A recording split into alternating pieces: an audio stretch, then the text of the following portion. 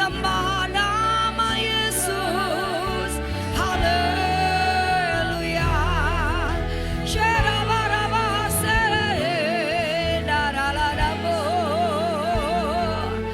Kami bawa syukur. Terima kasih Bapa.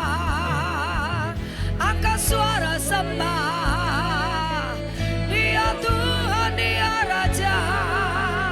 Dia Bapa yang baik, Bapa yang setia, tak pernah tinggalkan, selalu bersamaku.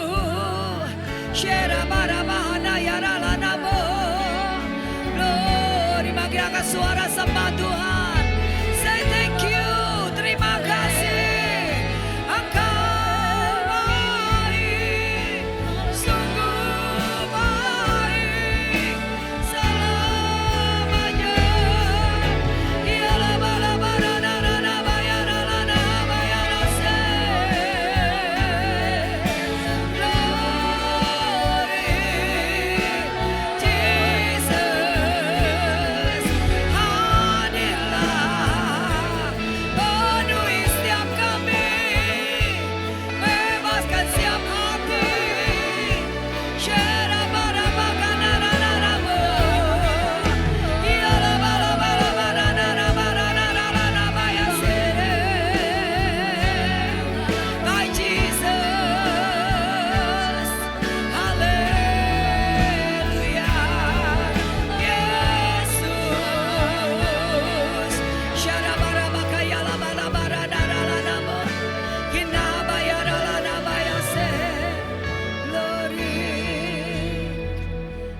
Selalu ada dalam hatiku, menemani hidupku,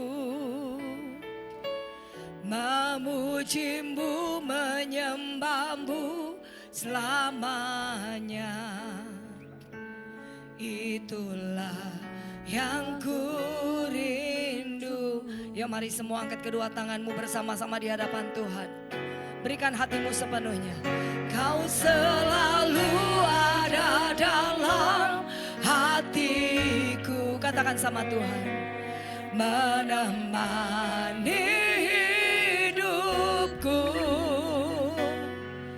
memujimu, menyembahmu selamanya.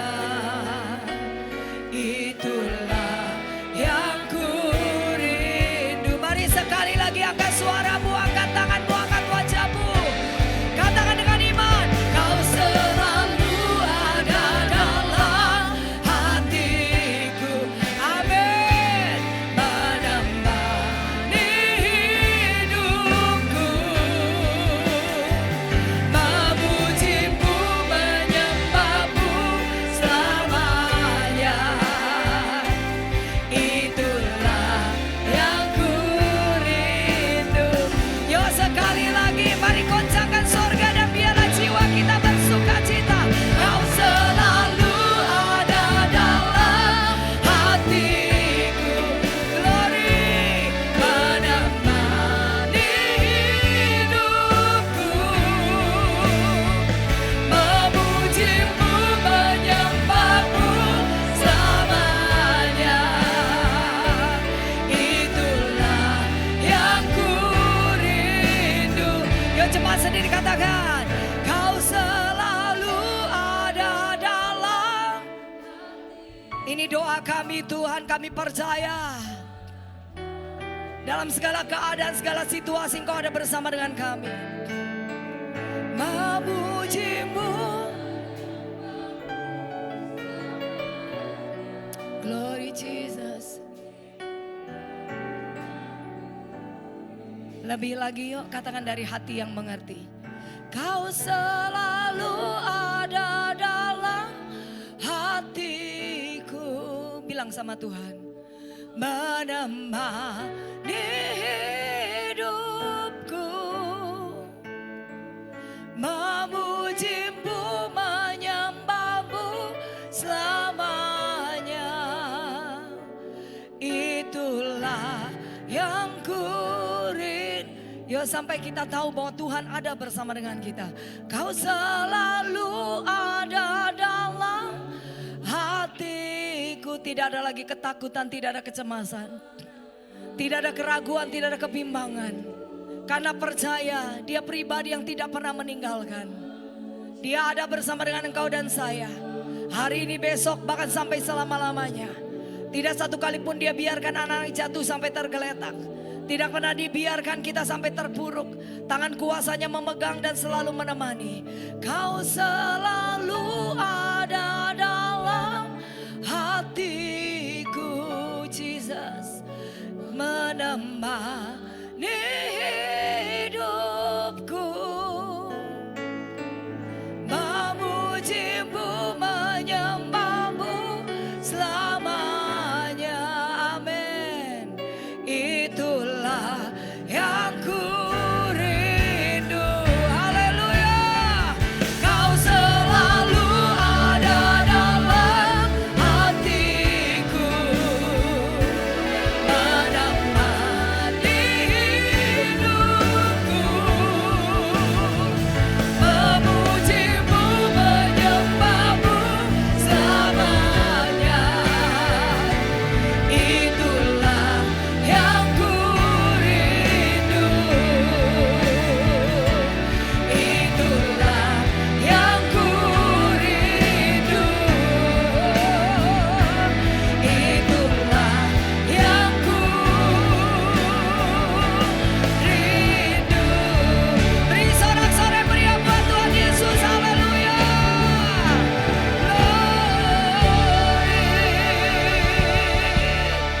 Terima kasih Bapa, terima kasih Tuhan Yesus. Terima kasih Roh Kudus. Ambil alih dari awal sampai akhir ibadah kami.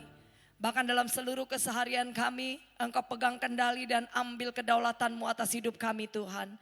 Engkau yang mengenal setiap masing-masing pribadi yang hadir siang hari ini. Kami yakin dan percaya kuasa-Mu, anugerah-Mu, kasih sayang-Mu terus melimpah atas kami Tuhan. Tidak ada satupun dilepaskan, tidak ada satupun yang ditinggalkan. Setiap kami ada di dalam destininya Tuhan. Kami ada di dalam hati dan pikiran Tuhan. Oleh sebab itu bahwa kami juga memahami pikiran dan perasaan kehendak-Mu Tuhan. Sehingga menyelesaikan tahun 2024, kami tetap percaya kami menyelesaikan dengan kemenangan yang besar. Masuk tahun 2025 kami memasuki gerbang yang baru yang Tuhan bukakan atas kami. Dan bila setiap kami menguasai Tuhan, keadaan apapun di tahun 2025, Tuhan memberikan kuasa atas setiap tangan-tangan untuk mengambil kekayaan bangsa-bangsa. Tuhan memberikan hikmat marifat untuk berkata tidak kepada dosa. Tuhan memberikan kami kuasa untuk menaklukkan setiap kondisi dan keadaan dan tetap berdiri dengan kepala yang terangkat dan berkata bahwa kami disertai oleh Allah yang hidup. Satu kali kami diberikan kemenangan, tetap kemenangan itu adalah bagian hidup kami. Terima kasih Bapa, urapi kami semua, urapi hamba-Mu. Tidak ada seorang pun dimuliakan di tempat ini. Setiap benih yang ditabur akan tumbuh 30, 60, 100 kali lipat ganda. Dan tidak ada satupun yang kembali dengan sia-sia. Setiap kami akan bertumbuh dan menghasilkan buah bagi kerajaan Allah dan bagi sesama. Sehingga melalui hidup kami Tuhan Yesus dipermuliakan. Terima kasih Bapak, apapun yang terjadi dari awal sampai akhir, kemuliaan, kehormatan, kuasa, kejayaan hanya bagi Tuhan. Di dalam nama Tuhan Yesus yang siap dengar firman, semua sama-sama katakan amin. Beri tepuk tangan buat Tuhan Yesus. Silakan duduk semua. Shalom. Tuhan Yesus baik, amin. Tuhan Yesus luar biasa, amin. Salam kiri kanan, kasih senyum, katakan hidupmu sangat diberkati. Ya. Ibu Gembala kalau nyalamin sungguh-sungguh loh. Mata ketemu mata, diberkatin gitu loh saudara ya. Jadi kalau saudara melepaskan berkat sungguh-sungguh. Karena kita pun kalau diberkati kepengennya berkatnya sungguh-sungguh, benar ya? Katakan amin. Ya saya cepat saudara ngikutin waktu dan saudara kita belajar sama-sama. Tahun depan kita akan masuk dalam pintu gerbang emas yang Tuhan bukakan. Itu yang saya dapat. Saya coba melepaskan di beberapa gereja yang saya dipercayakan untuk khotbah supaya kita mempersiapkan diri masuk di tahun ke depan. Jangan ada ketakutan, jangan ada kekecewaan, jangan ada kepahitan. Katakan amin ya. Jangan ada kecurangan. Karena tahun depan adalah tahun yang amat sangat luar biasa. Segala sesuatu dipercepat sama Tuhan. Nah sementara hari-hari ini kita butuh percepatan. Tapi tahun depan ada pintu gerbang emas yang Tuhan buka. Saya nggak tahu Tuhan mau membuka pintu apa buat hidup saudara dan saya. Tapi saya selalu merasakan di ladang pelayanan dan di dalam rumah tangga keluarga kami. Tidak bicara tentang keuangan dan sebagainya, itu bonus saudara ya. Nah ketika Tuhan mulai membuka, Tuhan sudah mulai membuka saudara. Bagi saya untuk pergi ke kota-kota pulau-pulau itu aneh gitu ya. Tapi banyak undangan untuk pergi ke pulau-pulau di luar pulau. Sementara itu doa kita sudah sekian lama bahwa kita akan jadi berkat dari satu kota ke kota yang lain. Dari satu pulau ke pulau yang lain, bahkan sampai ke bangsa-bangsa. Dan pernah Tuhan bicara dengan saya ketika saya terus ya namanya getu. Saudara tahu getu itu bahasa Rusia. Halo? Yang getu gitu ya berdoa. Tuhan bangsa-bangsa, bawa aku ke bangsa-bangsa. Satu saat Tuhan tanya begini, lu mau ke bangsa-bangsa itu mau ngapain? Ya pertanyaan toh, mau jadi berkat. Ya Tuhan ngajarin dari hal yang kecil ya. Kamu di rumah aja gak bisa jadi berkat, mau pergi ke bangsa-bangsa. Lu di Surabaya aja gak bisa jadi berkat, mau pergi ke bangsa-bangsa. Kamu belum menjelajahi Indonesia dari Sabang sampai Merauke. Begitu banyak jiwa-jiwa yang belum percaya Yesus, banyak jiwa-jiwa yang terhilang, banyak jiwa-jiwa yang terikat, yang tersiksa, terbelenggu ya. Walaupun mereka ada di dalam gereja, kadang-kadang mereka masih terkungkung dengan dosa, mereka menjadi tawanan daripada dunia, mereka mengalami kesakitan di dalam jiwanya, artinya banyak di dalam gereja orang-orang sakit jiwa. Orang yang sakit jiwa ditempatkan di mana saja pasti bikin masalah. Senggol kiri kanan, katakan itu bukan saya. Katakan amin ya. Orang sakit jiwa itu ditaruh di mana saja, nggak bisa membawa perbaikan, dia selalu membawa kerusakan. Nah sementara ada begitu banyak hal-hal yang seperti ini terjadi sekeliling kita, saya minta ke bangsa-bangsa. Nah, karena kalau kita ditanya gini, pelayanan di mana? Australia, keren gitu ya. Indonesia rasanya kok gak keren gitu ya. Pelayanan di mana? Surabaya ya kan gitu, kurang keren. Pelayanan di mana? Jakarta, mending lebih naik sedikit level katanya gitu ya. Oh lebih baik gitu. Tapi di pandangan Tuhan, dimanapun kita ditempatkan, itu adalah tempat yang terbaik. Katakan amin. Termasuk ketika saudara melayani di sini, ketika saudara beribadah di sini, saudara ditempatkan di tempat yang terbaik. Saudara bertumbuh tidak bertumbuh, berbuah tidak berbuah, itu bukan keputusan gereja membuat saudara bertumbuh dan berbuah. Seseorang bisa bertumbuh dan berbuah ketika dia memutuskan untuk dia benar-benar fokus sama Tuhan Yesus dan firman. Katakan amin. Karena di hari-hari ini gereja seperti restoran toh. Tinggal lu pilih mau kemana. Nanti sore pagi banyak kesibukan. Kita mau pergi ke mall nih ya. Di mall udah banyak gereja. Lu bisa pilih di mana saja. Tapi persoalannya anak Tuhan harus bertumbuh. Menjadi dewasa. Amin. Dan menghasilkan buah. Kalau pohon itu cuma bertumbuh tapi tidak ada buahnya, itu sama ketika Tuhan Yesus berjalan-jalan dengan murid-murid ketemu dengan pohon ara.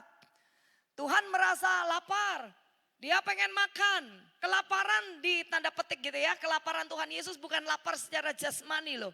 Walaupun saat itu digambarkan secara jasmani.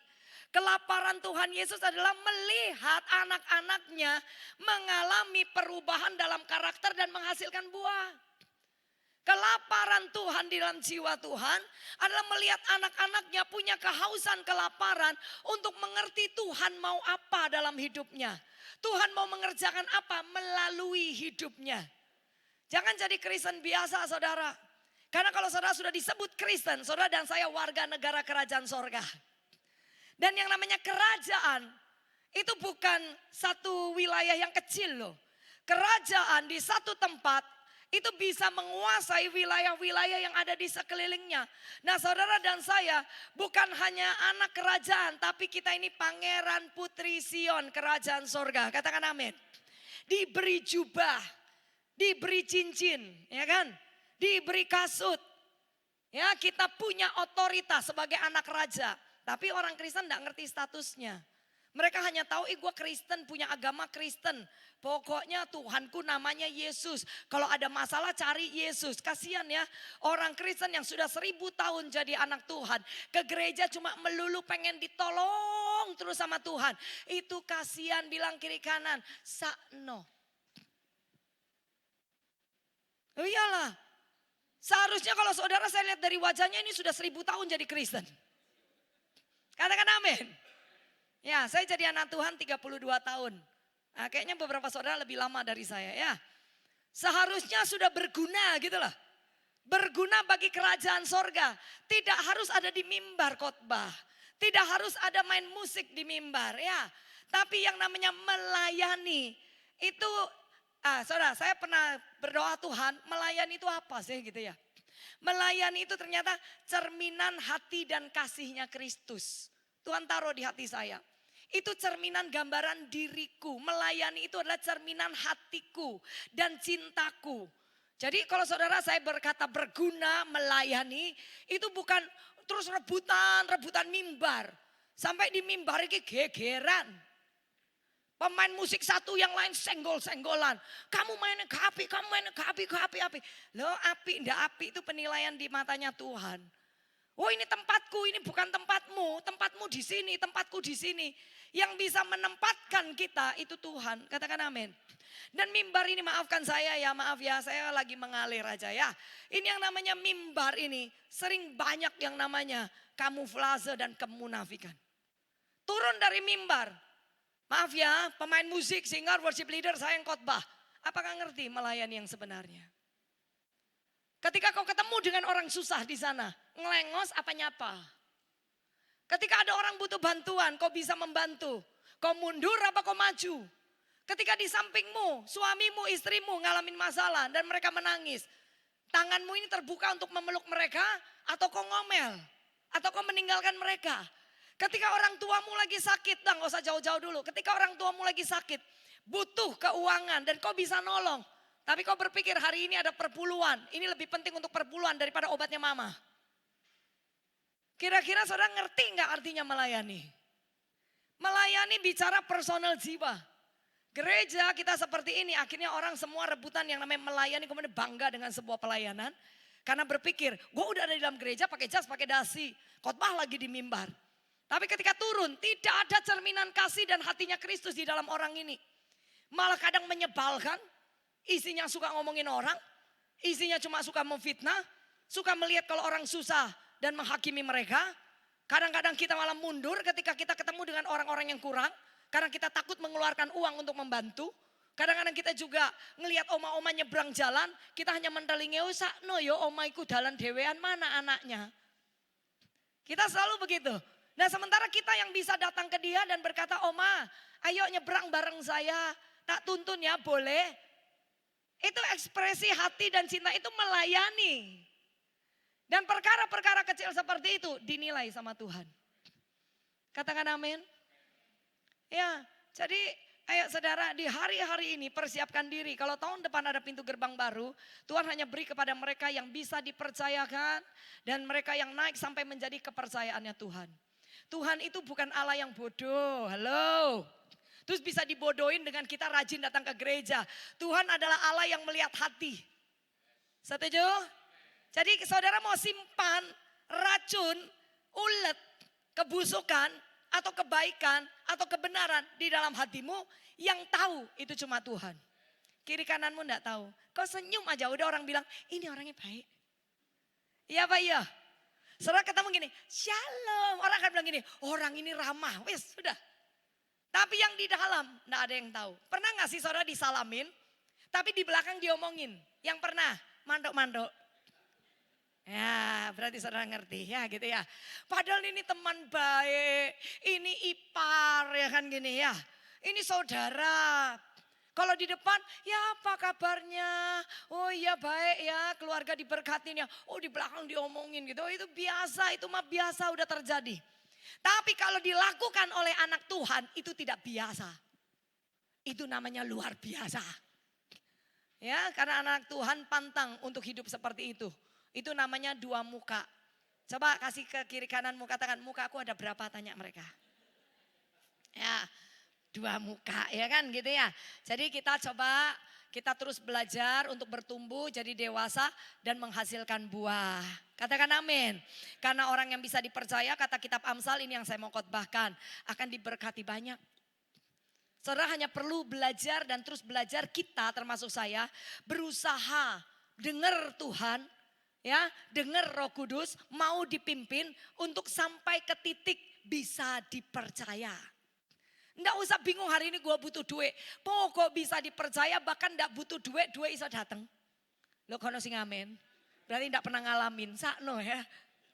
Ya, kalau yang bekerja mungkin sudah pernah ngalamin. Ya, yuk kita coba masuk dulu ayatnya ya. Saya coba menghidupkan kondisi keadaan supaya saudara tahu bahwa ibadah itu jangan seperti mayat hidup. Ibadah itu perayaan, katakan amin.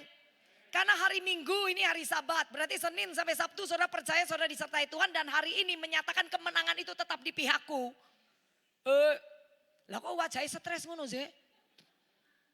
Coba kasih senyum ke kiri kanan katakan, sudah menang. Ayo ndak ini saya turun loh ya. Kok ngomong aja angel tapi ngomongin orang itu loh, ndak angel ya. Sekarang kita buka Amsal 28 ayat 18. Ya saudara, kalau saya memilih jangan pindah-pindah kemana-mana. Kalau ibadah itu di satu tempat supaya kau bisa bertumbuh. Iya, masa ono saudara ya, pohon itu kalau ditanam di satu pot, minggu depan dipindahin lagi pot, minggu depan dipindahin lagi pot, bulan depan dipindahin pot. Saya mau tanya buat saudara, ini pohon ini tumbuh atau mati? Tumbuh atau mati? Ya kayak awakmu itu. Ya, wajah orang mati ya. Kalau tumbuh itu kan semangat dari dalam tuh mengalir keluar gitu ya. Makanya jangan mencolot-mencolot kemana-mana saudara. Saya bertumbuh bukan karena gereja. Saya bertumbuh karena Tuhan. Tapi gereja saya punya visi misi. Dulu saya ada di gereja yang successful family. Gak ngerti ya. Oh itu gereja tenar itu viral zamannya ya kan. Tapi saya bersekutu dengan Roh Kudus. Saya cari Tuhan. Sampai meninggalnya Bapak almarhum, saya nggak pernah ngobrol sama beliau. Beliau Bapak Gembala senior kita. Tapi saya tidak pernah ngobrol. Saya ngobrolnya sama Tuhan Yesus yang punyanya dia. Yang memiliki hamba Tuhan ini dan memiliki gereja. Tapi saya tidak kemana-mana karena apa? Gereja saya punya visi misi. Gereja saya punya gembala. Yang punya yang namanya kekuatan roh. Gereja saya punya aturan tata cara ibadah yang benar. Roh Kudus dihormati. Ya saya stay di situ. Sampai semua orang keluar dari gereja itu saya tetap di situ. Baru sampai tahun ini saya memutuskan untuk ada di gereja lokal, di gereja rock. Karena gerejanya dekat juga dengan saya dan saya nggak tahu, saya nggak bisa ngomong alasannya ya. Tapi akhirnya saya ada di sana karena kita satu perumahan juga dan saya sering pelayanan di sana. Dan bapaknya kan Pak Timotius Arifin. Saya punya alasan. Tapi 32 tahun dari saya bertobat sampai tahun ini saya stay di gereja yang dulu saya lahir baru di situ. Kenapa saudara? Karena saya tahu di tempat di mana kau ditempatkan Tuhan punya rencana. Di tempat di mana kau beribadah kau mestinya menyerap segala sesuatu yang Tuhan taruh di sana. Untuk kau alami apa yang menjadi nama gereja saudara, miracle. Lo wajah iki lo gak ono sing ngalami miracle rasane. Kau stres kabeh ngono. Orang yang ngalamin mujizat setiap hari mesti begini. Karena saya ketemu dengan seorang ya orang kaya nomor 1 kalau tidak salah di Hong Kong. Anaknya satu saat kita ketemu karena urusan dengan kerjaan suami saya. Waktu itu di Shanghai kalau tidak salah ya. Kita ikut di situ, saya ikut di situ. Dan saya lihat si bapak ini setiap kali dia foto dia selalu begini. Kan di situ 1, 2, 3 dia mesti langsung begini. Saya itu ngelihat, oh bu si wong iki. Yang lain kan gini tak. Dia begini. Nah, sampai satu saat saya ini orangnya penasaran. Tiap foto, enggak pernah gaya lain, selalu begini. Gitu. Terus saya nanya nih sama yang senior. Saya bilang, kok saya mau nanya karena saya orang baru kan saya bilang. Kenapa tuh si bapak gitu ya. Kok kalau foto selalu begini. Terus dia bilang, oh kita juga pernah tanya. Ternyata dia bilang begini, victory. Itu tanda menang. Sejak itu kalau saya foto saya merasa, gitu saya akan begini. Dan ternyata fotonya api saudara. Ya aja fotonya nih. Ya waktu dilihat gini, iki Scooby-Doo apa Mickey Mouse ya kan gitu ya. Ayo beri tepuk tangan buat Tuhan Yesus, haleluya. Ya ayolah saudara, kita percaya kemenangan itu datangnya dari Tuhan dan diberikan buat saudara dan saya gratis lunas di atas kayu salib dan kemenangan itu tetap akan bersama dengan kita selama-lamanya. Selama Yesus dan kebenaran ada dalam hidup saudara dan saya, kemenangan tidak bisa diambil oleh musuh. Keadaan tidak bisa mengatakan bahwa kita kalah. Karena keadaan hanya apa yang kita lihat. Tetapi dengan iman kita percaya keadaan bisa dirubah. Karena tangan kuasa Tuhan masih bekerja sampai hari ini. Katakan amin. Ini saudara melongo lihat saya karena kaget ya. Wih, pendetanya udah cantik galak lagi ya. Kita buka ya Amsal 28 ayat 18 sampai 20. Waktu saya tinggal 28 menit. Ayo kita cepetan yuk. Amsal 28 ayat 18 sampai ke 20. Siapa berlaku tidak bercela akan diselamatkan. Tetapi siapa berliku-liku jalannya akan jatuh ke dalam lubang. Ini bicara tentang kebenaran. Berbahagialah orang yang suci hatinya karena mereka akan lihat Tuhan. Itu yang namanya khotbah Tuhan di atas bukit tentang berbahagialah, berbahagialah. Itu luar biasa loh saudara. Salah satunya berbahagialah orang yang suci hatinya. Suci hatinya loh ya. Berarti yang di dalam. Di luar ini bisa menjadi sebuah kebohongan. Dilapisin sedikit. Ya, didandanin sedikit, bagus. Tapi yang namanya jiwa, yang namanya hati, itu nggak bisa ditutup-tutupin. Karena kitab Amsal yang lain juga berkata, wajah ini adalah pancaran hati. Kalau hatinya bersuka cita, wajahnya akan berseri-seri. Katakan amin. Jadi kalau saudara bilang gini, gue bahagia kok. Gue gak percaya. Ya, saudara gak usah ngomong bahagia. Ketemu seseorang, orang bisa tahu wajah saudara bahagia, kepahitan. Kemudian tahu bahwa orang ini punya banyak masalah dan stres. Ini orang punya iman atau tidak punya iman. Salah satunya apa yang keluar dari mulut kita. Itu mencerminkan ke orang beriman atau tidak. Bukan kau rajin ke gereja setiap hari. Bahkan dari Senin sampai Minggu kau hadir jadi maha hadir gitu ya. Oh, di mana aja ada persekutuan doa kau hadir di sana. Tapi setiap kali ngomong begini. Kok gini ya Bu? Kok doaku enggak dijawab-jawab, untung Tuhan bukan saya, nih saya tak keplak saudara. Lu tiap hari ibadah, mulutmu kok gak berubah, berarti kau enggak ketemu sama Tuhanmu. Kau cari tangan Tuhan sampai kau lupa untuk belajar mengenali Tuhan. Karena anak Tuhan harus belajar mengenali Tuhan. Kalau seorang istri menikah dengan suami yang cukup punya duit gitu ya.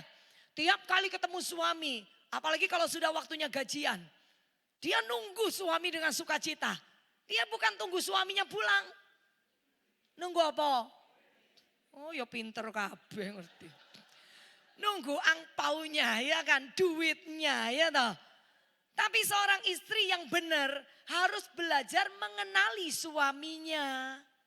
Karena fungsi seorang istri kan penolong sih. Kalau kau belajar mengenali suamimu, suatu saat suamimu pulang tidak bisa bawa duit lagi, tiba-tiba di PHK. Kau tidak akan meninggalkan dia atau ngamuk-ngamuk sama dia. Karena kau mengenali siapa suamimu. Suami saya dari awal menikah sampai dia bangkrut.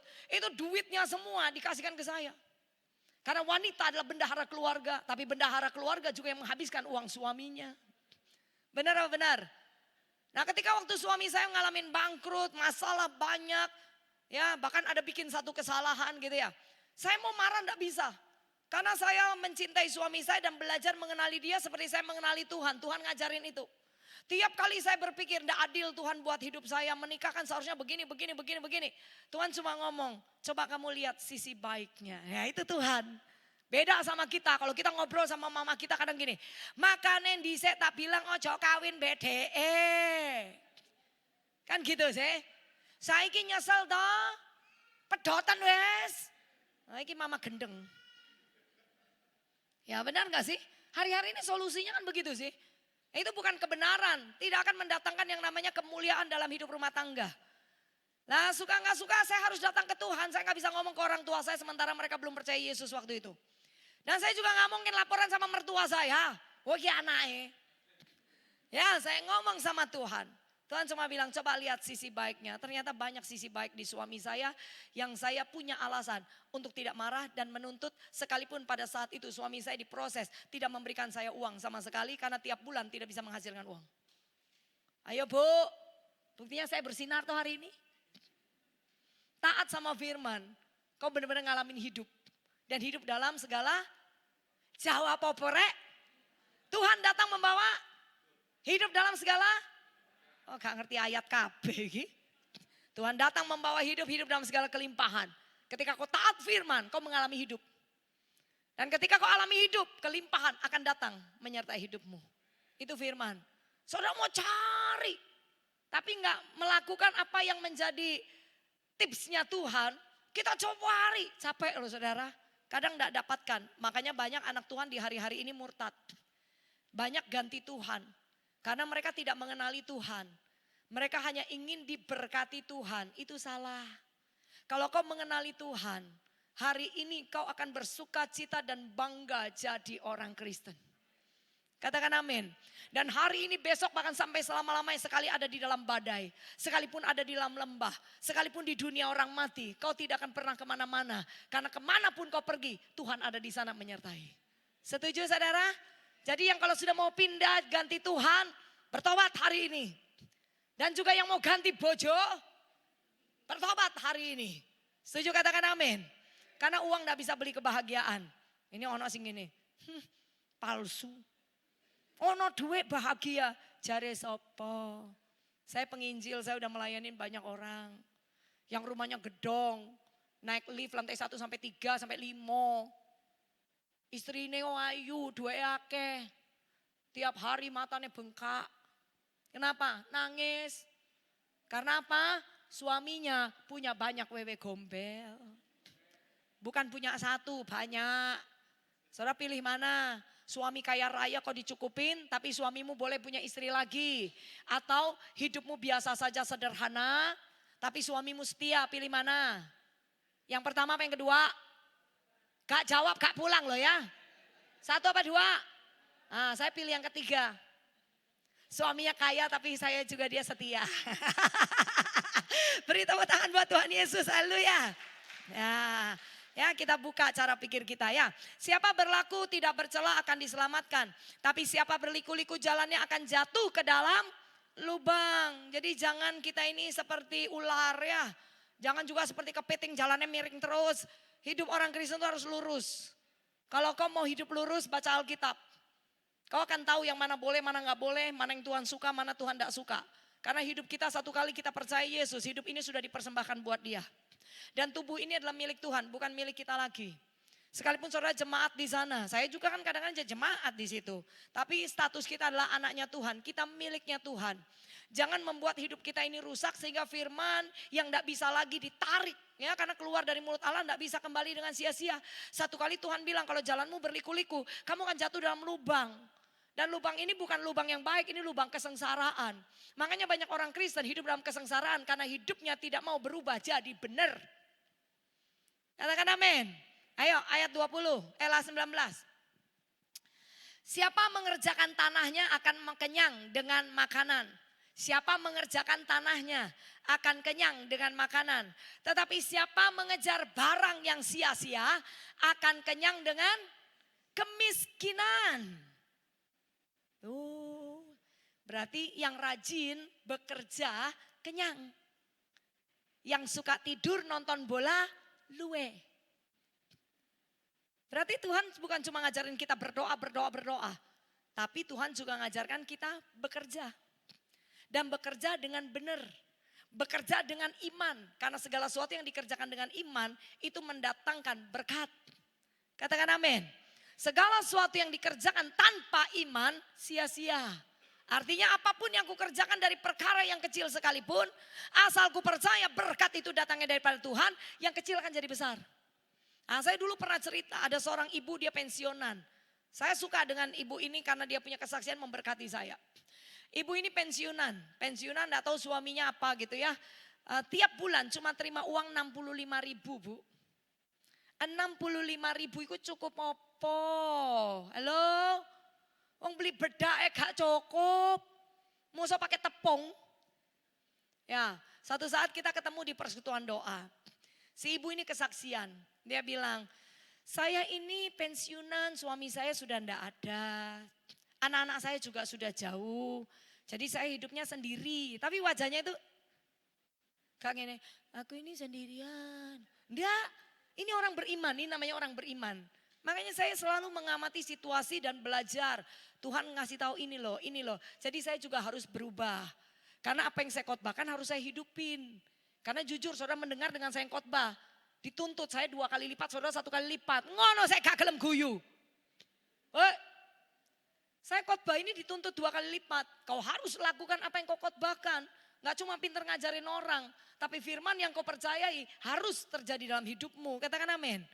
Ya saudara, kalau mau jadi pengkhotbah itu nggak cuma pinter khotbah di mimbar terus seperti Pragawati lenggang kangkung ngono dikenal orang. Enggak saudara, ada tanggung jawab besar. Setiap firman yang saya ngerti, yang saya sampaikan itu dituntut balik ke saya. Jadi nggak enak-enak pelayanan sok-sok di mimbar, tapi setelah itu turun kayak anak setan.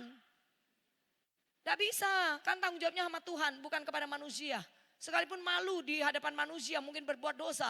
Tapi lebih berbahaya ketika Tuhan bilang, aku tidak kenal kamu. Bahaya loh saudara. Ya, nah, si ibu terus kesaksian dia bilang, aku berdoa. Nah, ini orang beriman berdoa. Aku berdoa. Tuhan Bapa, ya apa uripku iki yo nek tiap bulan cuma 65.000. Aku percaya kau memberkati aku. Tapi aku yo ndak mau ngerepotin orang. Ya apa iki caranya Tuhan, mau aku cuma datang persekutuan doa. Dia rajin. Tiba-tiba Tuhan bilang gini, kamu bisa apa? Dan dia cuma bilang gini, aku iso masak toh. Lah masak apa? Yo masak opo ae. Terus Tuhan itu kasih ide sama dia. Bikin nasi bungkus. Akhirnya dia bikin nasi bungkus, namanya nasi kucing. Nah saya dulu mikir nasi kucing apa iwake kucing gitu ya. Ternyata kecil gitu kan. Dia bikin nasi kucing harganya 6.000. Dia mulai jual. Jual itu sederhana saja, dia keluar satu hari itu dia bikin 10 bungkus. Sesuai dengan uang yang ada. Ya tak?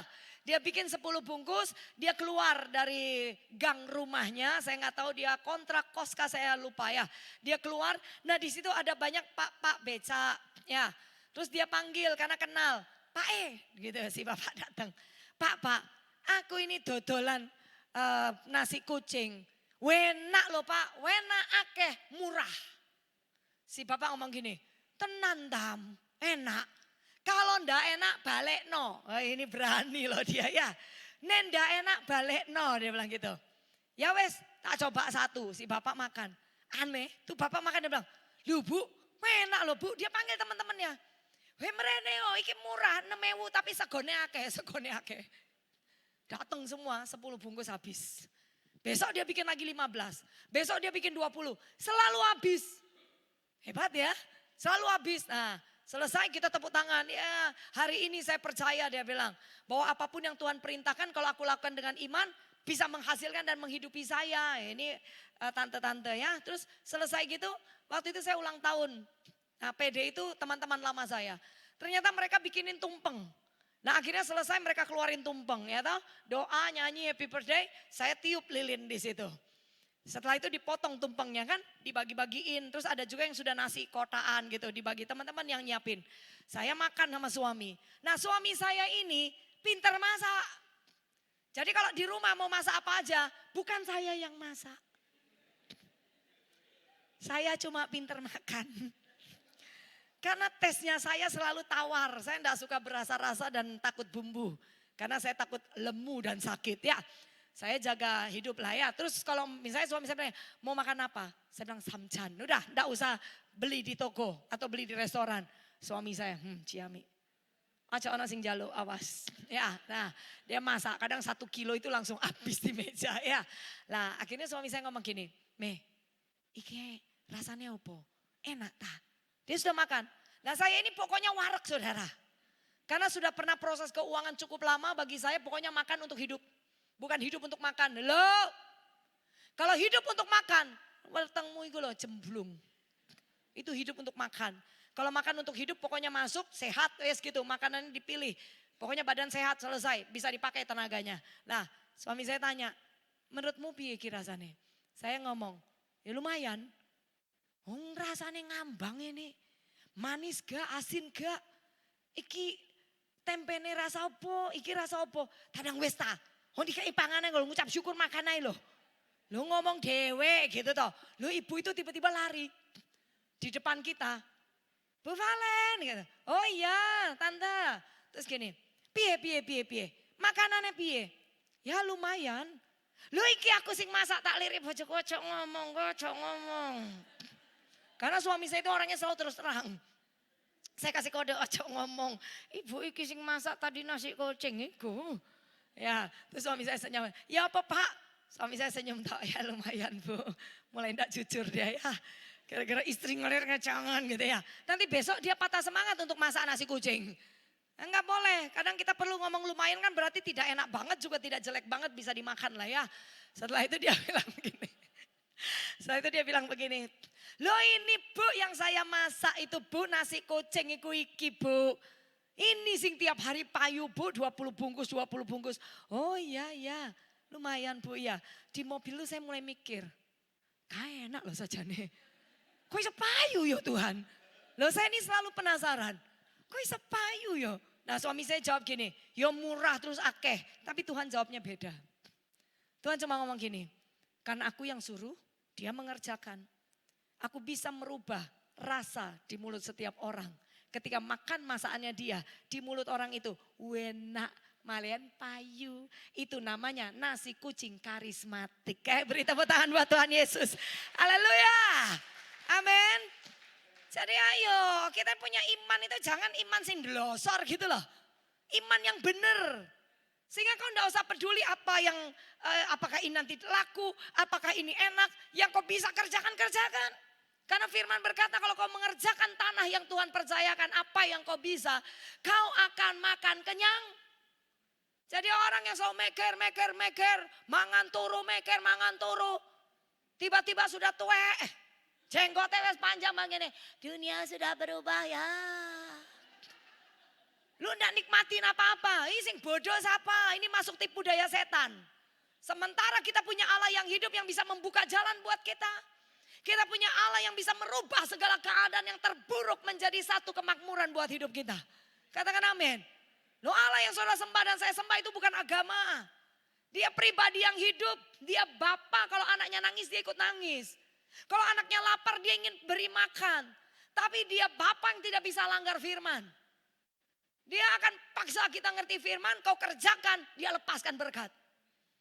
Jadi jangan jadi orang Kristen gampangan. Setuju katakan amin? Setuju ya? Oh ini ibu-ibu sudah mulai gini. Oh aku tak masak iki. Tak dodolan iki. Minta mbek bojo seneni tok ae. Ayo mulai berkarya apa yang saudara bisa ya. Lanjut, tetapi siapa mengejar barang yang sia-sia akan kenyang dengan kemiskinan. Kalau sudah dapat uang, kitab Yesaya berkata, Yesaya 55 kalau tidak salah ya, di ayat 6 kalau tidak saya lupa ya. Itu dikatakan kalau punya uang pertama-tama beli apa? Beli roti. Artinya beli makanan. Ojo tuku sepatu. Nek luwe sepatunya. Gak iso mlebu, ya toh Bu, ya Bu. Gak usah tuku wedak, tuku tepung. Wedak iku lho gak iso wareg, Katakan amin. Soalnya lihat saya bedaan kalau saya di mimbar tok, di rumah loh gak ada wedaan. Sampai suami saya kaget.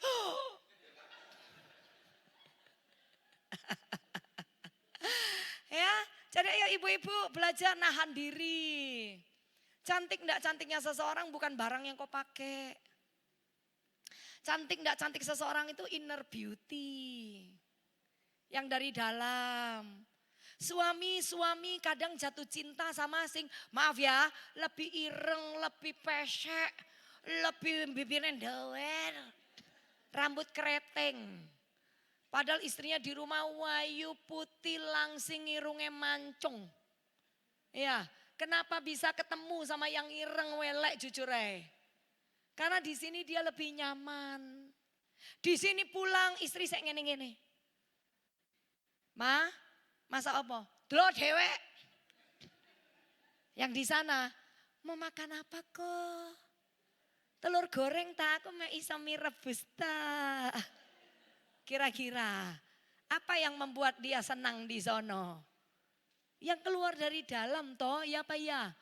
Pulang ketemunya cantik tapi nenek lampir. Di sini ketemu ireng tapi bidadari. Enak sang mana Pak, hitam apa yang putih? Gak wani ngaku kabeh.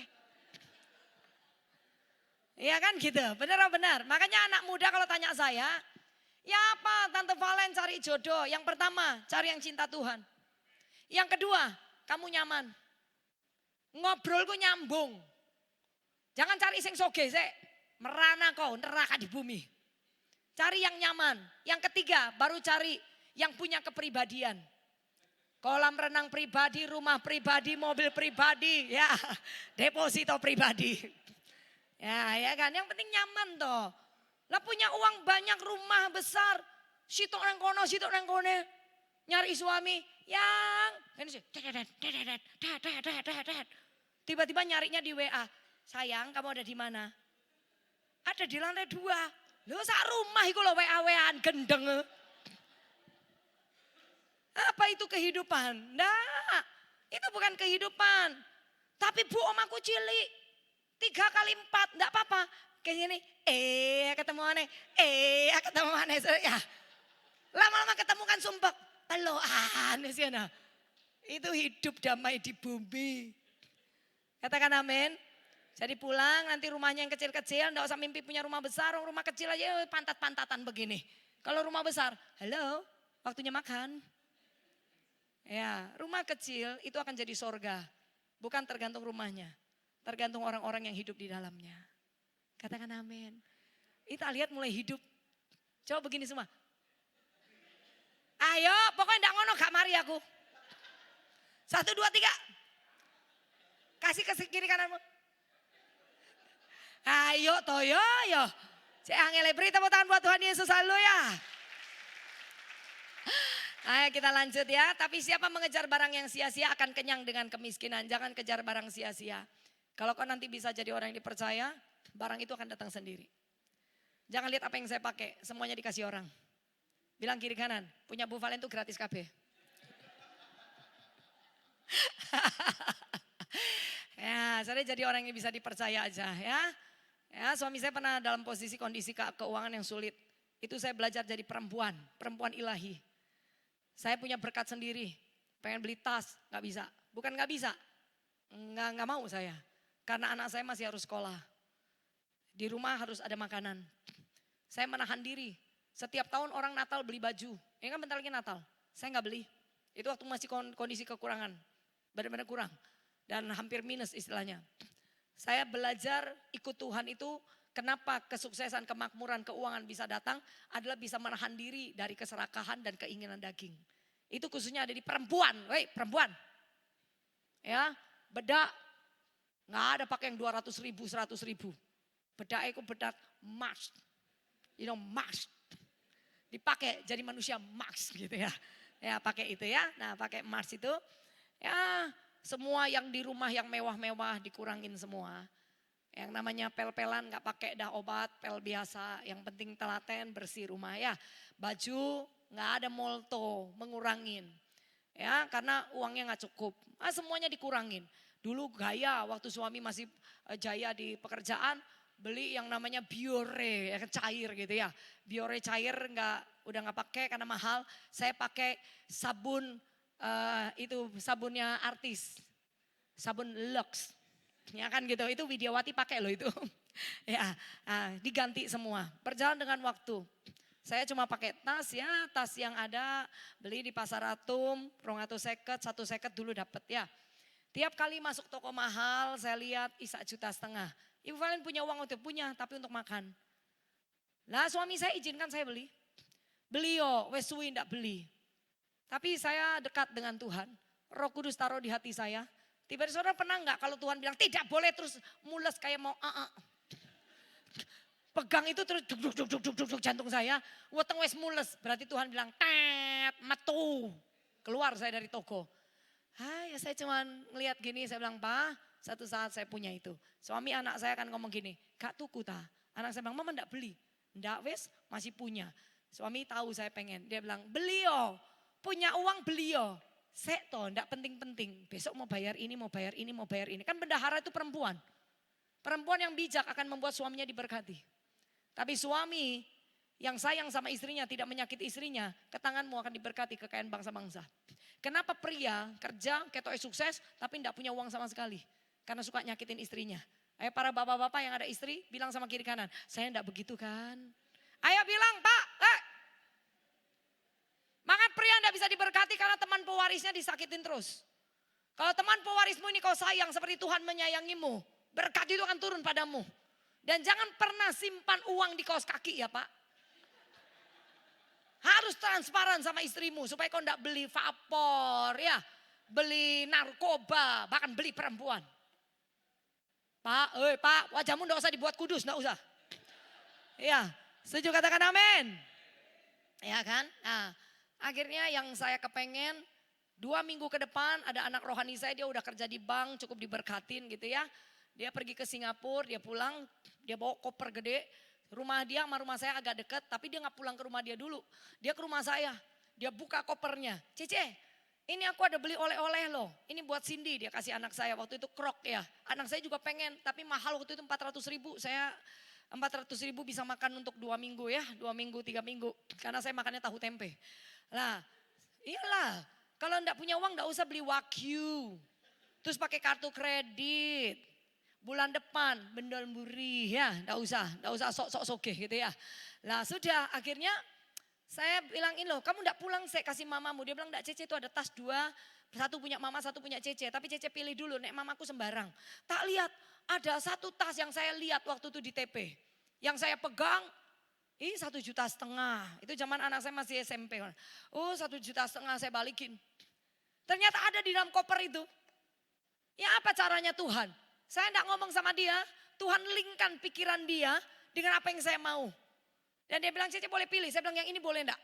Warnanya abu-abu. Dia bilang, boleh. Cece ambilin, serius. Terus saya kesaksian, Cece lo 2 minggu lalu mau beli ini, Kak Sido.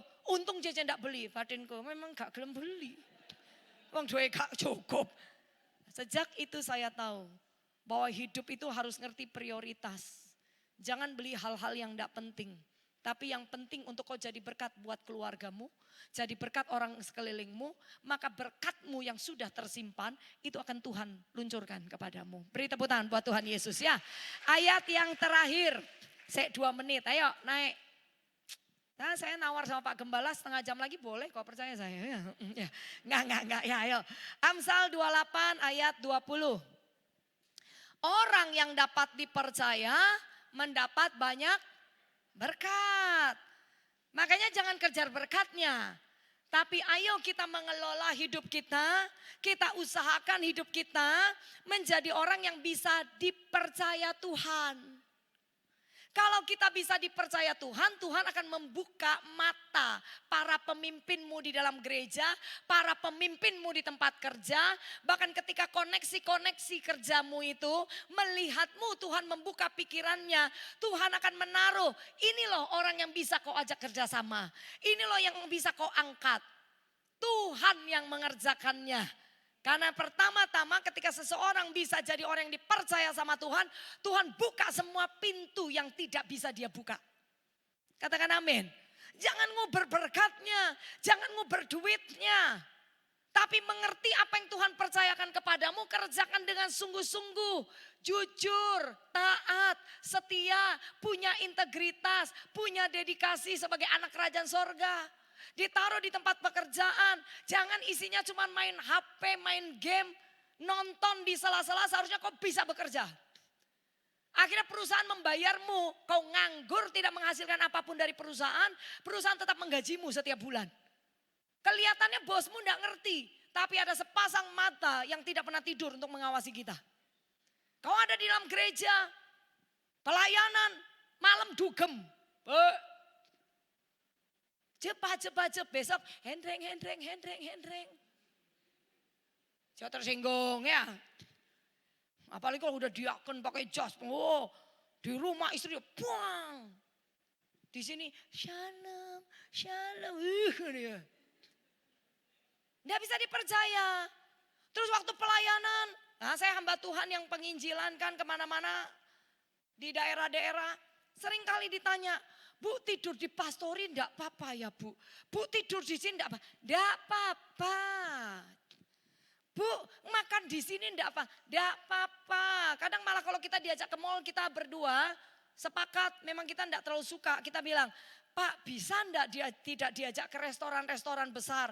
Apalagi kalau kayak di Sulawesi, terus kadang-kadang di Kalimantan, terus kadang-kadang di Bondowoso, di Jember mana. Kan makanan-makanan daerahnya lebih enak sih, pinggir-pinggir itu lebih enak. Kita dibawa di restoran-restoran Surabaya wakeh. Dan saya dengan suami sepakat, tiap kali ada yang kasih kita tiket pesawat, saya tanya, ini sendirian atau berdua? Bu, harus berdua karena biasanya suami istri. Tapi kalau enggak ada aba-aba, saya cuma minta satu tiket. Terus mereka akan tanya, kenapa enggak sama suami? Saya bilang, enggak penting kok, cuma 3 hari. Ya saya sendirian aja berangkat, misalnya ke Jakarta gitu ya, sendirian aja. Saya dengan suami berpikir gini, itu kan uang gereja, membelikan tiket bagi hamba Tuhan. Hamba Tuhan tidak boleh menggunakan fasilitas tidak pada tempatnya. Di sini kan tidak ada pendeta, jadi saya bebas khotbah. Ya, dan saya nggak mau karena saya tahu itu akan menyakiti hati Tuhan. Ketika saya sudah mulai salah menggunakan posisi di mana Tuhan undang saya untuk pergi ke sana jadi hamba Tuhan melayani, kemudian saya mempergunakan fasilitasnya, minta ini, minta ini, minta ini, itu pantang, tidak boleh. Namanya hamba Tuhan itu mengabdi, namanya hamba. Apa aja yang disediakan, ya makan tanpa komplain. Tempat tidurnya gak telen ya gak apa-apa, dari rumah bawa spray. Pernah bu, pernah, bawa spray saya. Lalu baru keramas turu, ini mampu apa lagi. Jadi sudah tahu, oh tempat itu saya akan bawa spray, bawa kain kan. Saya enggak akan ngomong, pak kamar kok mampu pol sih pak. Loh itu loh kamar pastori kan, tiap kali kan ganti pendeta turun di situ. Ya saya akalin aja ya bawa begitu tanpa menyakitin hati orang kan gitu. Nah saudara, ketika kau bisa dipercaya, Tuhan akan terus mempercayakan ladang-ladangnya kepadamu. Kadang bukan karena pinternya khotbah di mimbar. Semua itu harus keluar dari hati. Katakan amin. Ya. Nah tetapi orang yang ingin cepat kaya tidak akan luput dari hukuman. Saudara tahu saya hari ini diberkati? Karena saya tunduk sama suami saya, cinta sama suami saya, makanya hari ini dia tetap bersinar.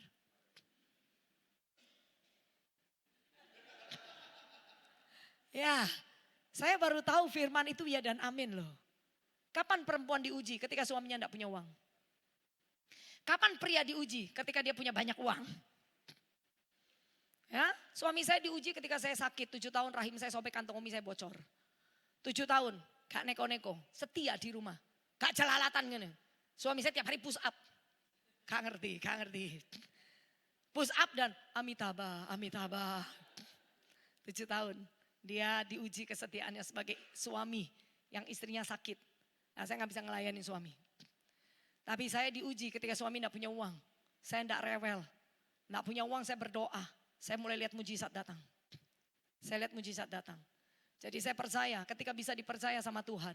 Nggak usah mikirin makan, minum, pakai. Tuhan sudah punya buat saudara dan saya. Setuju katakan amin? Beri tepuk tangan buat Tuhan Yesus ya. Saya kasih satu kesaksian. Terakhir ya Pak, boleh ya. Kak boleh tetap saya ngomong.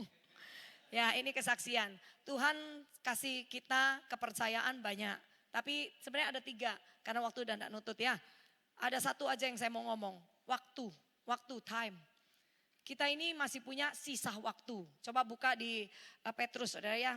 Bentar ya, saya lihat ayatnya dulu. Ini terakhir, sangat terakhir. 1 Petrus 4 ayat 2. Kita ini punya sisa waktu. Saya punya sisa waktu masih 40 tahun. Saudara punya sisa waktu berapa? Bingung toh, sisa waktuku 40 tahun cek suwi deh. Saya sekarang 50. Usia saya sekarang 50. Ntar lagi bulan 2, ingat bulan 2 saya ulang tahun. Bulan 2 saya udah 51, suami saya 55. Oh jalan terus ya waktu itu ya, jalan terus. Nah 50 saya ngomong sisa waktu saya 40. Karena saya hampir mati bolak-balik. Saya berdoa, Tuhan kau bilang di firman-Mu manusia hidup itu 65-70 tahun, oke. Sisanya kalau dia panjang umur penderitaan. Saya enggak mau hidup dalam penderitaan tapi saya mau hidup 90 tahun. Selama hidup saya berguna bagi kerajaan-Mu. Hidup saya masih bisa berdampak buat orang lain, tidak sakit-sakitan dan ngerepotin orang. Saya percaya saya akan hidup 90 tahun untuk lihat anak cucuku melayani Tuhan. Itu doa saya sampai hari ini. Jadi kalau ada yang tanya, Bu sisa umurnya berapa? 40 tahun. Sekarang saya tanya saudara, sisa umur piro? Wong baru 30 gini. Capek aku hidup. Capek aku. Sini tak doa no malam diundang pulang. Ya. Wong masih 30 tahun, capek aku hidup. Ngapain aja lu capek? Belum menghasilkan apa-apa, belum jadi apa-apa. Capek hidup, bilang sama kiri kanan, hoflok. Ya, 1 Petrus 4 ayat 2. Sudah mangkel aku, kau no reaksi wajahnya. Ya, ayo. 1 Petrus 4 ayat 2. Baca ya. 3, 2, 1. Supaya waktu yang sisa jangan kamu pergunakan menurut keinginan manusia. Tetapi menurut kehendak Allah. Setuju katakan amin. Sisa waktu ini loh. Pakai untuk Tuhan. Saya memakai waktu untuk Tuhan dari usia 19 tahun. Karena dari kecil saya tidak punya Tuhan. Saya ikut Yesus di usia 19. Saya pakai waktu itu sampai hari ini. Salah satunya adalah kamar doa saya tidak pernah tinggalkan. Nah itu waktu untuk saya beri, untuk bersekutu dengan Tuhan. Yang kedua, saya dari bertobat usia 19 tahun sampai hari ini. Saya belum pernah jadi jemaat tok duduk di situ. Saya ambil bagian di pelayanan. Supaya saya mengenali Tuhan dan ngerti cara membalas cinta kasih Tuhan ketika melayani banyak orang. Saya tahu ternyata banyak orang lebih menderita dari saya. Iya dong. Kalau kau melayani seseorang jangan kau tampil begini. Bu tolong doa dong bu. Saya butuh uang loh bu. Pendetanya ngomong gini. Podo ya bu. Yuk saling mendoakan. Iki jenenge gendeng ya. Akhirnya kita lihat Cek Sakno dia juga butuh uang rek. Kita doakan dia. Ketika kita doakan seseorang iman kita juga bertumbuh loh. Kita mempercayai Tuhan memberkati dia. Lebih lagi kita percaya Allah memberkati saya. Kan gitu ya. Nah saudara, jadi sisa waktu pakai untuk apa yang Tuhan inginkan. Nah ini di Bondowoso kira-kira bulan lalu ya. Saya ngelayanin seorang bapak. Kita ini kalau di Bondowoso tuh 5 hari gitu ya. Ada KKR Jember, Tanggul, mana-mana kita keliling. Ada yang ngatur di situ. Nah satu saat itu ada satu teman, ini sudah ketemu berapa kali, bapaknya sakit. Si om ini udah sakit cukup lama, tapi waktu kita ketemu tempo dia masih sehat. Ini dia sudah mulai ginjalnya gak bagus, apa semua gak bagus. Jadi diranjang dengan kaki yang bengkak. Kaki bengkak semuanya gak bisa berdiri, dia pakai kruk itu pun harus ditopang. Kita diminta datang ya kita datang ke sana, tepat waktu itu kita kosong siangnya. Kita ke sono, singkat cerita kita ajak dia gurau. Ya namanya orang udah sakit jangan bilang begini. Mari kita berdoa. Saya melihat ada genderuwo di belakangmu. Langsung ini. Oh, jangan-jangan pelayanan itu ikutin Roh Kudus. Dan pelayanan itu mendatangkan sukacita. Katakan amin. Bukan penghakiman. Atau kita mendakwa. Ada apa ya? Kenapa kau sakit-sakitan terus sih? Siapa yang mau sakit? Nggak ada manusia mau sakit. Ya apa ya? Iya kan? Melayani bukan menghakimi. Melayani membawa orang itu ketemu Tuhan dan alami mujizat. Mujizat tidak harus sembuh. Mati pun mujizat. Karena udah sakit 5 tahun gak mati-mati. Didoa sekali langsung mati. Itu mujizat you know. Ya sudah kita doa saya bilang sama suami saya. Ayo diurapin minyak. Karena suami saya juga baru sembuh dari sakit. Ya ini kapan-kapan aja enggak ada waktu dah. Dia ngurapin semua. Nah kita ngobrol sampai guyon. Sampai kita nyembah, nyanyi, nangis-nangis sama Tuhan. Si om ini ikut nyembah gitu ya. Sedikit-dikit dia lap air mata. Om ini udah 70 sekian. Kakinya tadi bengkak, jalan ditopang. Tiba-tiba waktu kita ngobrol-ngobrol setelah berdoa. 15 menit kemudian kakinya itu kempes. Seketika di tempat itu juga. Kakinya mulai kempes. Nah ada satu tim teman kita dia bilang begini. Om kakinya diangkat. Tadi ngangkat tangan kaki gak bisa. Itu kakinya mulai bisa diangkat-angkat. Ayo om tekuk kanan tekuk kiri. Melok dia. Kita ini seneng. Jadi kita satu tim itu pandang-pandangan. Ih hebat ya. Seketika kakinya langsung sembuh gitu kan. Terus dia dari tadi duduk melorot. Mau naik itu mesti diangkat sama 2 orang. Tiba-tiba dia lupa kalau dia itu melorot dan gak bisa naik. Dia melorot, dia naik sendiri. Melorot naik sendiri. Nah kita bingung, ini kekuatan dari mana ini tadi itu enggak punya kekuatan sama sekali. Dalam waktu 15 menit setengah jam, dia kuat nopang badannya, kakinya bisa diangkat dan bengkaknya udah kempes. Ternyata ada sesuatu yang om inginkan. Ya, sambil ngobrol sama tante juga, kita di situ 1,5 jam. Kita ngobrol-ngobrol, tante terus bilang gini, om kita tanya, nanti kalau udah sembuh ke gereja ya. Om gak ke gereja. Terus si tante bilang, minta gereja terus ini. Tapi kita enggak boleh. Loh kenapa tante? Nanti kalau mau pipis siapa yang angkat? Susah, nanti nyusahin orang dia bilang gitu. Kan agak Maduro-Maduro kan ya, Bondowoso di naik gunung lagi. Terus dia bilang gini, biar di rumah online aja. Nah akhirnya kita bilang, om nanti kalau udah bisa jalan minggu besok ke gereja ya. Omnya mantep, ya gitu ya. Sudah singkat cerita. Dah om, ayo jalan om, berdiri. Bisa dia jalan. Wah kita seneng.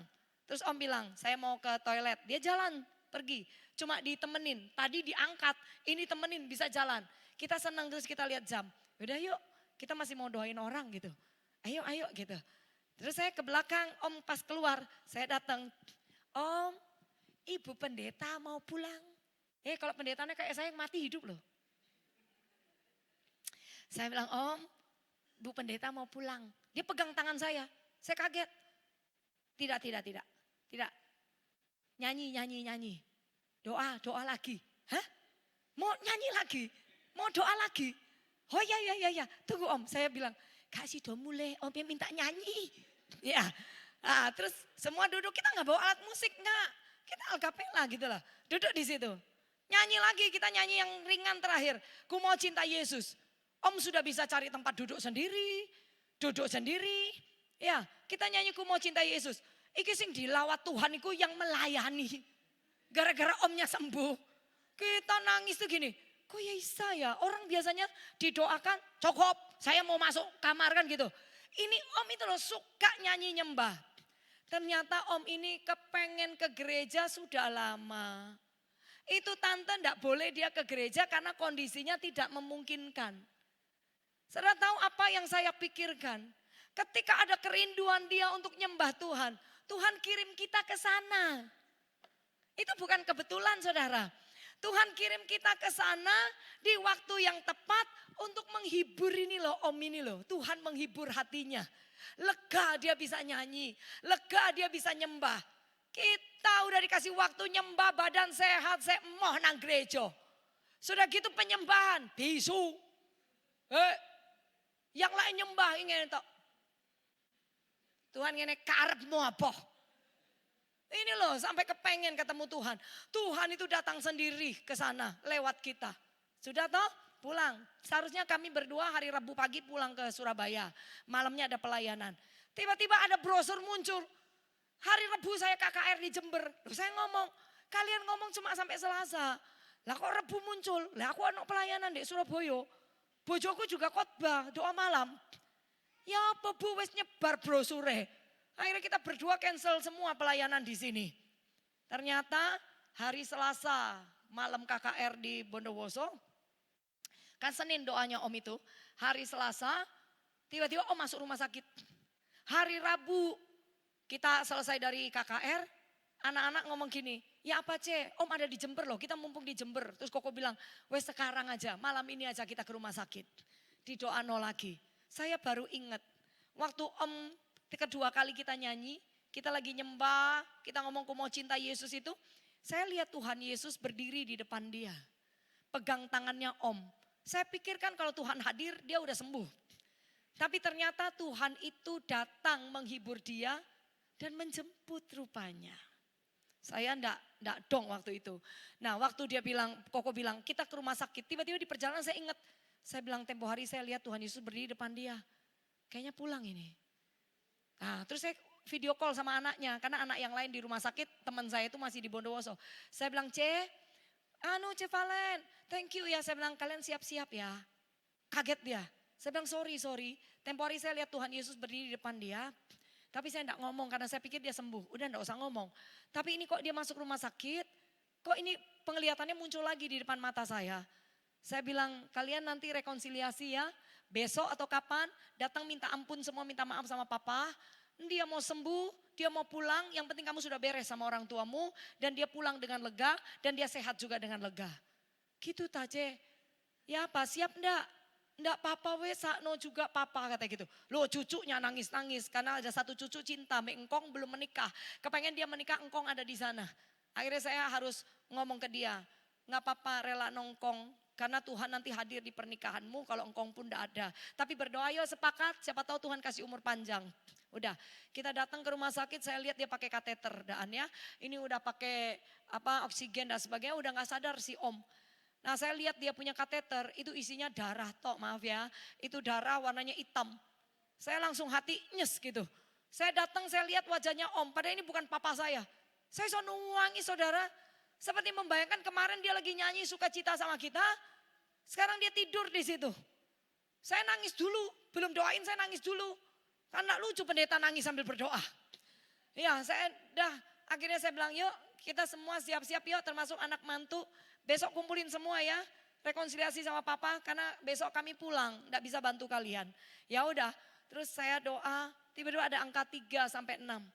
Saya bilang 3 hari sampai 6 hari Tuhan buat mujizat. Dia sembuh atas kehendak Tuhan dia akan sembuh. Tapi kalau dalam waktu 3 sampai 6 hari ke depan dia harus pulang kehendak Tuhan jadi. Udah itu kan Rebu. Ternyata kita itu ditahan Tuhan Rabu.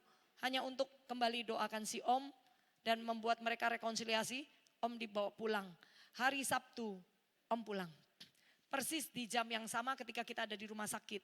Sekitar setengah 11 sampai jam 11 malam. Omnya enggak ada di situ. Pagi Minggu saya mau pelayanan di kamar mandi saya berpikir kok bisa. Tuhan bilang aku cinta sama dia. Karena ketika dia sakit dia bukan pengen ke gereja untuk didoakan supaya sembuh. Dia pengen nyanyi. Dia pengen nyembah. Makanya aku utus kalian untuk ada di sana. Saya nangis loh di kamar mandi. Gila Tuhan itu luar biasa. Kasihnya, cintanya. Nggak bisa terukur dengan apapun ya toh. Terus kenapa kok Tuhan dia udah jalan dan sebenarnya Tuhan bilang sudah waktunya dia pulang. Makanya aku datang menghibur dia supaya dia pulang dengan kelegaan. Bayangin. Cuman pengen ibadah. Tuhan hibur dia lega. Tuhan bilang pulang. Sisa umur saudara, tidak pernah ada yang tahu. Tapi pakailah sisa umur ini untuk senangkan hati Tuhan. Setuju katakan amin? Beri tepuk tangan buat Tuhan Yesus.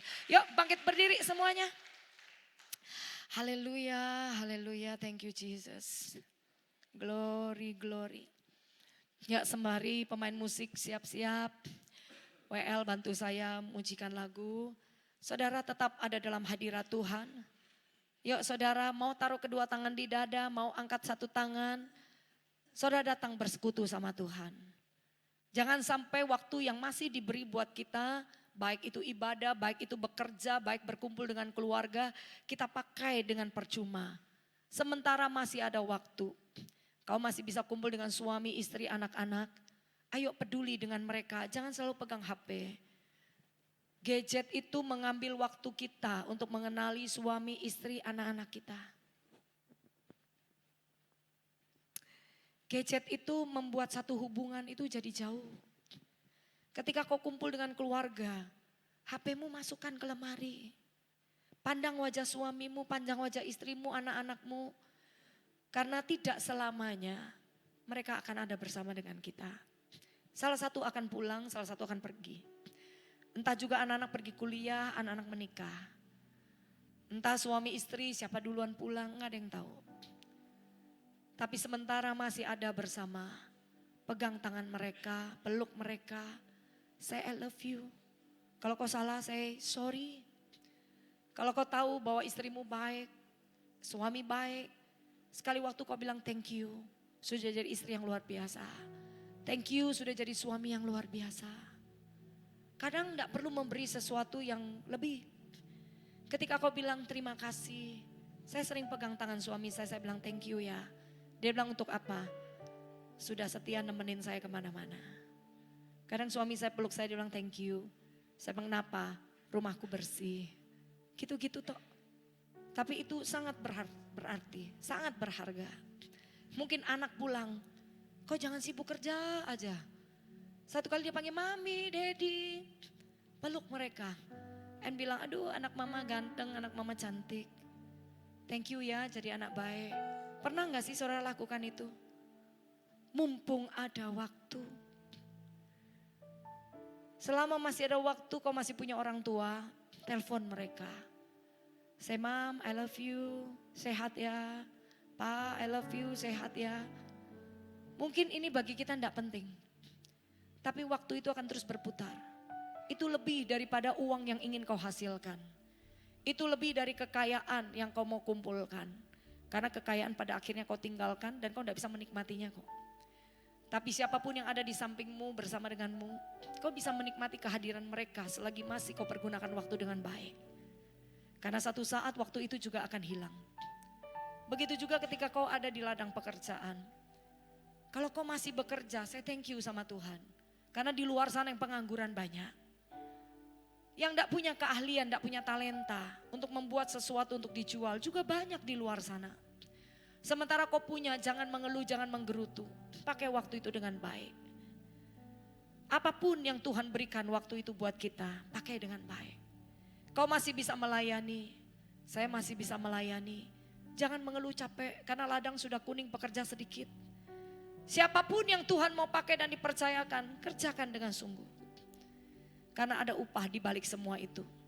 Kau akan lihat surga di bumi dan surga yang kekal akan jadi bagian hidupmu. Ayo saudara berdoa di tempat kau berdiri. Minta ampun sama Tuhan kalau hari-hari ini banyak hal yang salah yang kita kerjakan. Sehingga membuat hidup kita tambah kacau. Membuat hidup kita tambah rumit. Sementara Tuhan sudah buka jalan-jalan yang baru buat kita. Tuhan bawa kita kepada berkat. Tuhan bawa kita kepada kasih sayangnya. Tuhan bawa kita pada pemeliharaannya. Tapi kita mengacaukan semua yang jadi rencana Tuhan karena kita ini bodoh. Ayo kita belajar pintar karena firman Tuhan itu memberikan kita hikmat. Tuntunan tangan Tuhan akan membuat kita mengerti ke arah mana kita harus berjalan. Kehadiran Tuhan akan membuat kita kuat untuk tetap berdiri. Sekalipun badai datang silih berganti. Dan hari ini pastikan bahwa apa yang Tuhan beri buat saudara tidak ada satupun yang tercuri. Apa yang Tuhan sudah rencanakan buat hidup saudara dan saya, tidak ada satupun kuasa yang dapat menggagalkannya. Dia akan tetap terjadi tahun ini, tahun depan dan tahun-tahun selanjutnya. Mari angkat kedua tangan di hadapan Tuhan, kita sembah Tuhan sebentar. Saya thank you sama Tuhan kalau hari ini aku masih ada sebagaimana aku ada. Semua karena anugerah Tuhan.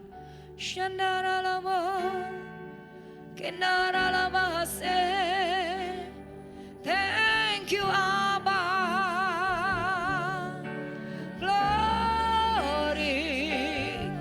Terima kasih buat anugerah-Mu yang besar.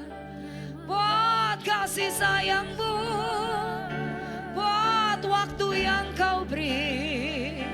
Haleluya.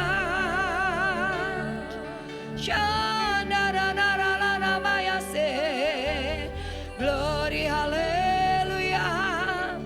Haleluya.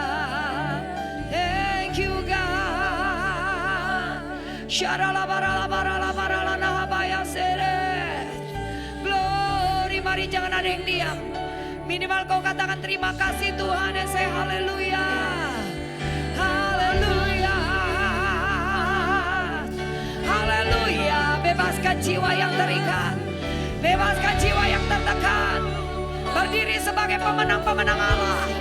Berdiri dan taklukkan keadaanmu. Dengan kekuatan kuasa otoritas yang daripada Tuhan. Dan berdiri sebagai orang yang bisa dipercaya.